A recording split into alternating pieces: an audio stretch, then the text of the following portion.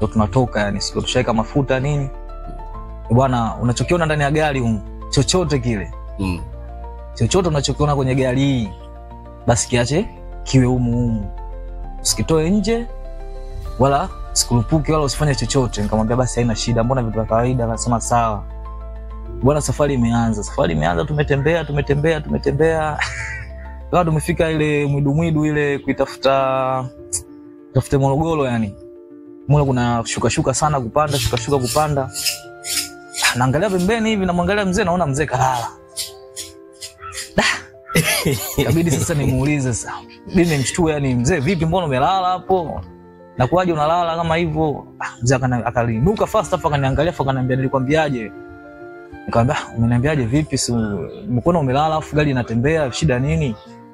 Akaniambia nilikwambia unachokiona kwenye gari basi kiache humu. Mimi baki nimeduaa kwanza, nikashangaa nikaona yani mzee gari pale akati gari inatembea nikalala kabisa usingizi. Yani angalia. Yani angalia tena kafanya kuinama hivi yani unaona kabisa mzee vipi? Na gari inaenda fresh. Na gari inatembea yani inatembea vizuri tu. Tena imenyooka lula. Kweli.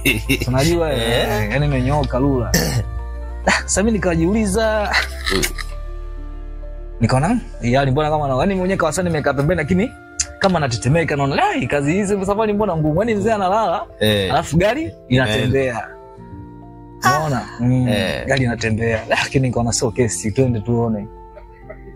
Tumetembea sasa mimi nikaona kwa sababu hii Morogoro kidogo barabara imenyoka.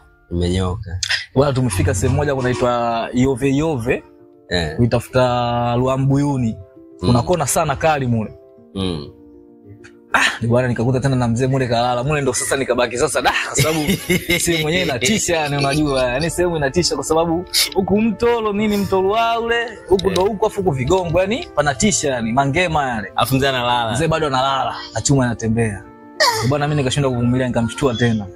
Faza hiyo bwana ndo aliinuka kwanza akanitukana yani, akanitukania mama yangu yani.